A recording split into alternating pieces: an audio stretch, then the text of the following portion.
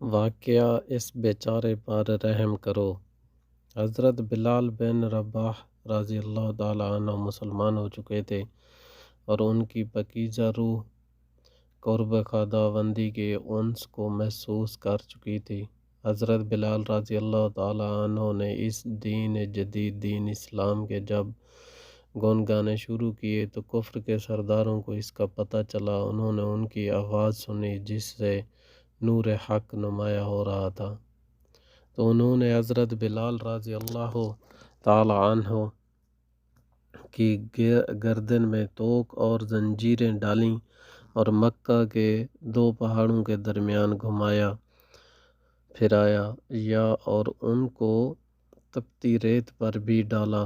پھر ایک بڑا پتھر لائے جو ان کے سینے پر رکھ دیا کہ شدید یہ اپنے محبودوں کی طرف لوٹ آئے، لیکن اس سے ان کی دینی تسلیب میں اضافہ ہی ہوا اور خدا کے دین کی محبت ان کے دل میں مزید پیدا ہوئی، اور حضرت بلال رضی اللہ تعالیٰ عنہ کی زبان سے احد احد ہی کے الفاظ نکل رہے تھے۔ حضرت بلال رضی اللہ تعالیٰ عنہ کو ادھر سے گزرا ہوا تو دیکھا کہ وہ لوگ اس کے ساتھ سخت سلوک کر رہے ہیں، تو آپ رضی اللہ تعالیٰ عنہ نے امیہ بن خلف سے کہا کہ خدا کا خوف کرو، اس بیچارے کو کیوں اذیت پہنچا رہے ہو اور اس کو کب تک تکلیف دیتے رہو گے؟ امیہ بن خلف نے کہا کہ تم نے ہی اس کو بگاڑا ہے، لہذا تم ہی اس کو اس مصیبت سے خلاصی دلاؤ۔ چنانچہ حضرت ابو بکر رضی اللہ تعالیٰ عنہ نے 9 اوقیہ چاندی کے عوض حضرت بلال رضی اللہ تعالیٰ عنہ کو خرید لیا اور انہیں اپنے ہمراہ لے کر واپس ہوئے۔ اس کے بعد امیہ نے ازار تمسخر کہا کہ ہاں اس کو لے لو، لات و عزی کی قسم اگر تم ایک اوقیہ چاندی کے عوض بھی لینا چاہتے تو میں اس کو بیچ دیتا۔ ابو بکر رضی اللہ تعالیٰ عنہ نے فرمایا کہ خدا کی قسم اگر مجھے اس کے لیے 100 اوقیہ چاندی بھی دینی پڑتی تو میں ضرور دیتا۔ واقعہ اسی چیز نے مجھے رلایا۔ حضرت ابو بکر صدیق رضی اللہ تعالیٰ عنہ پر وقار انداز میں بیٹھے صحابہ کرام رضی اللہ عنہم سے خوب گفتگو تھی کہ تھوڑی ہی دیر کے بعد آپ رضی اللہ تعالیٰ عنہ نے اپنے غلام سے کہا کہ پانی پلاؤ۔ غلام کچھ دیر کے بعد مٹی کے ایک برتن میں پانی لایا۔ حضرت صدیق اکبر رضی اللہ تعالیٰ عنہ نے اپنے دونوں ہاتھوں سے برتن کو پکڑا اور پیاس بجھانے کے لیے اپنے منہ کے قریب کیا ہی تھا کہ آپ رضی اللہ تعالیٰ عنہ نے دیکھا کہ برتن کو شہد سے بھرا ہوا ہے جس میں پانی بھی ملا ہوا ہے، اور اس میں صرف شہد نہیں تھا۔ آپ رضی اللہ تعالیٰ عنہ نے وہ برتن رکھوا دیا اور وہ پانی ملا شہد نہیں پیا۔ پھر غلام کی طرف دیکھا اور اس سے پوچھا کہ یہ کیا ہے؟ غلام گھبرائے ہوئے بولا شہد ہے، پانی ملا شہد۔ صدیق اکبر رضی اللہ تعالیٰ عنہ نے برتن کی طرف غور سے دیکھنے لگے۔ چند لمحات ہی گزرے تھے کہ آپ رضی اللہ تعالیٰ عنہ کی آنکھوں سے آنسوں کا سیلاب بہنے لگا۔ حضرت ابو بکر صدیق رضی اللہ تعالیٰ عنہ کی ہچکیاں بند کر رونے لگے۔ روتے روتے آپ رضی اللہ تعالیٰ عنہ کی آواز اور بلند ہو گئی اور آپ رضی اللہ تعالیٰ عنہ پر شدید گرہیں طاری ہو گئی۔ لوگ متوجہ ہوئے اور تسلی دینے لگے، اے ابو بکر رضی اللہ تعالیٰ عنہ، اے خلیفہ رسول صلی اللہ علیہ وسلم، آپ رضی اللہ تعالیٰ عنہ کو کیا ہو گیا ہے؟ آپ رضی اللہ تعالیٰ عنہ اس قدر شدید کیوں رو رہے ہیں؟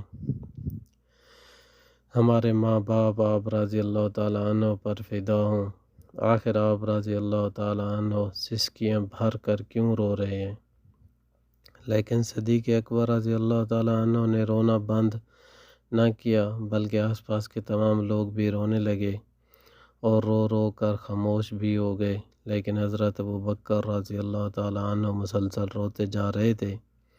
جب آپ رضی اللہ تعالیٰ عنہ کے آنسو ذرا تھمے تو لوگوں نے آپ رضی اللہ عنہ سے رونے کا سبب پوچھا کہ اے ابو بکر صدیق رضی اللہ تعالیٰ عنہ، اے خلیفہ رسول صلی اللہ علیہ وسلم، یہ رونا کیسا ہے؟ آخر کس چیز نے آپ رضی اللہ تعالیٰ عنہ کو رلایا؟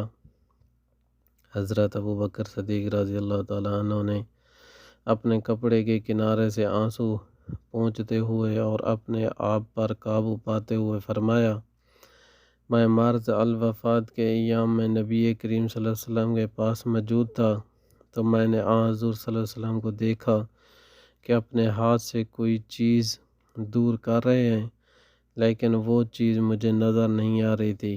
آپ صلی اللہ علیہ وسلم تھکی ہوئی کمزور آواز میں فرما رہے تھے کہ مجھ سے دور ہو جاؤ، مجھ سے دور ہو جاؤ۔ میں نے ادھر ادھر دیکھا مگر کچھ نظر نہ آیا۔ میں نے عرض کی، یا رسول اللہ صلی اللہ علیہ وسلم، میں نے آپ صلی اللہ علیہ وسلم کو دیکھا کہ آپ صلی اللہ علیہ وسلم کس چیز کو اپنے آپ سے ہٹا رہے تھے، جبکہ آپ صلی اللہ علیہ وسلم کے پاس کوئی چیز نظر نہیں آ رہی تھی۔ حضور صلی اللہ علیہ وسلم نے پہلے اپنے آپ کو حوصلہ دیا، پھر میری طرف متوجہ ہو کر فرمایا، یہ در حقیقت دنیا تھی جو اپنی تمام آرائش و نعمت کے ساتھ میرے سامنے آئی تھی۔ میں نے اس سے کہا کہ دور ہو جاؤ، دور ہو جاؤ، پس وہ یہ کہتی ہوئی دور ہو گئی کہ اگر آپ نے مجھ سے چھٹکارا پا لیا تو کیا ہوا؟ جو لوگ آپ صلی اللہ علیہ وسلم کے بعد آئیں گے وہ مجھ سے کبھی نہیں بچ سکیں گے۔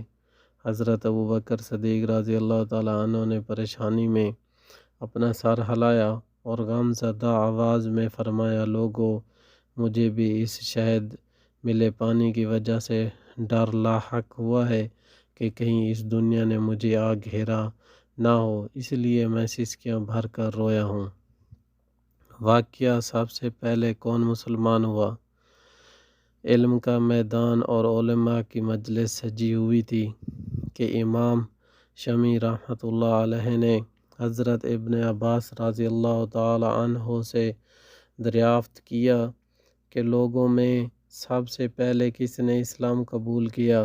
حضرت ابن عباس رضی اللہ تعالی عنہ نے فرمایا، کیا آپ نے حسنین بن ثابت رضی اللہ تعالی عنہ کے یہ اشعار نہیں سنے؟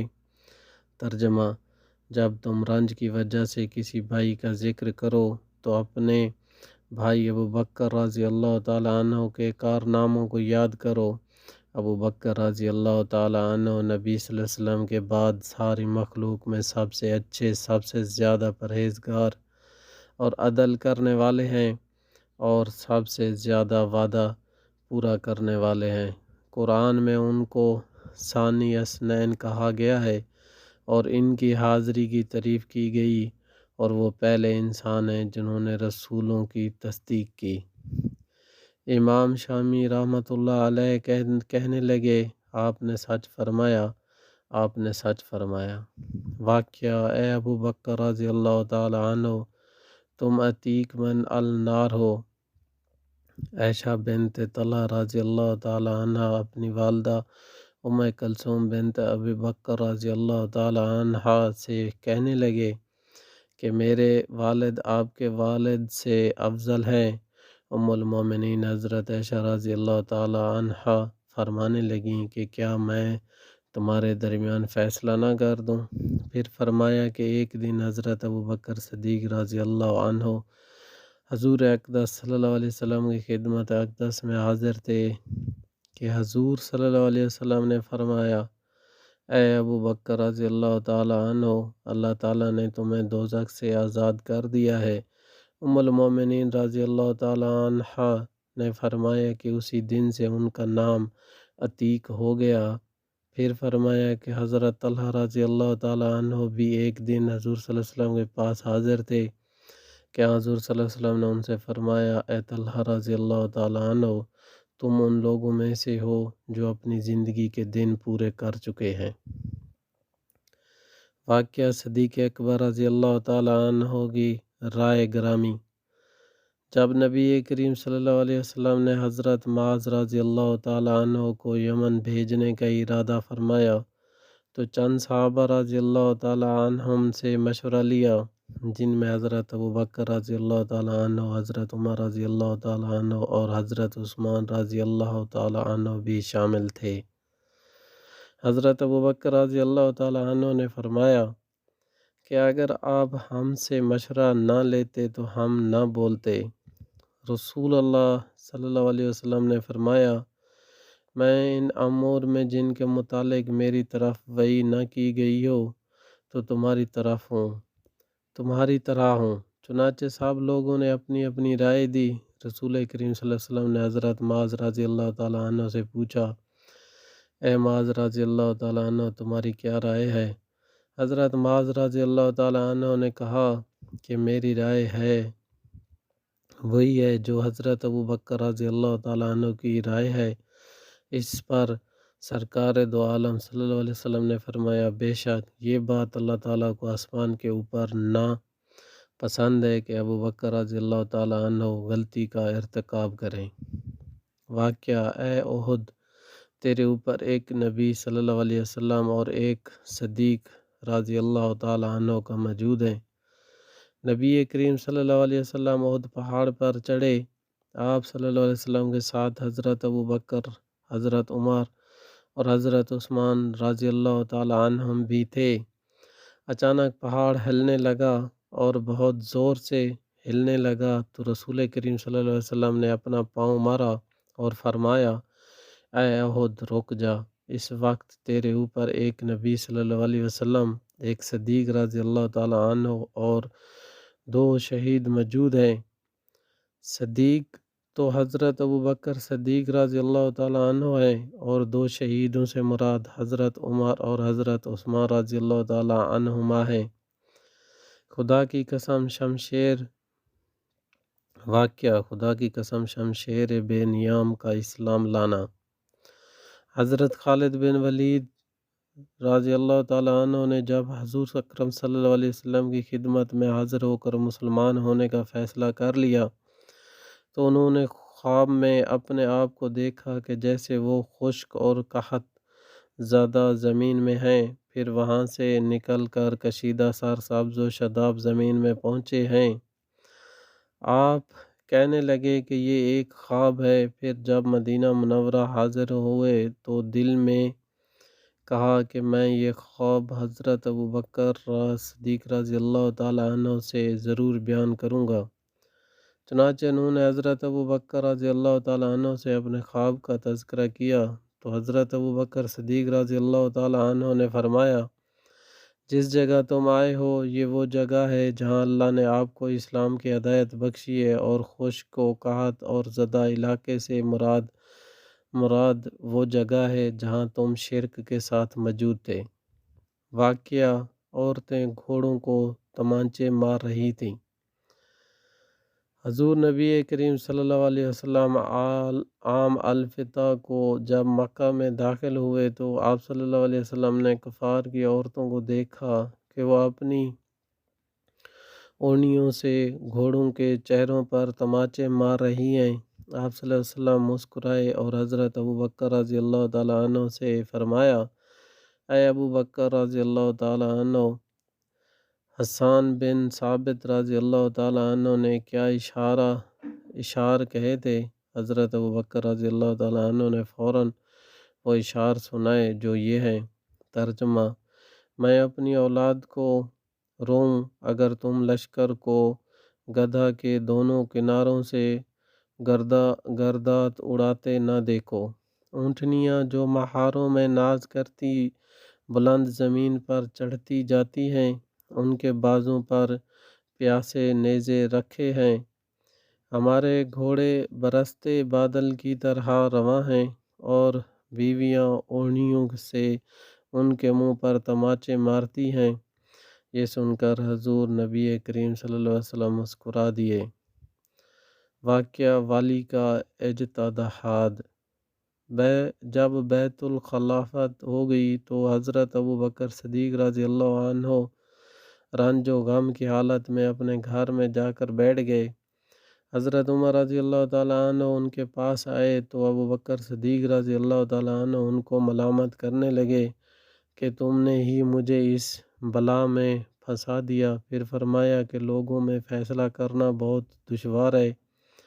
حضرت عمر رضی اللہ تعالیٰ عنہ نے تسلی دی اور کہا کہ کیا تم کو رسول اللہ صلی اللہ علیہ وسلم کا یہ ارشاد معلوم نہیں ہے کہ والی اور حاکم اگر اجتہاد کرے اور ثواب کو پہنچے تو اس کے لیے اس فیصلے میں 2 اجر ہیں، اور اگر اجتہاد میں خطا واقع ہو جائے تو اس کے لیے 1 اجر ہے۔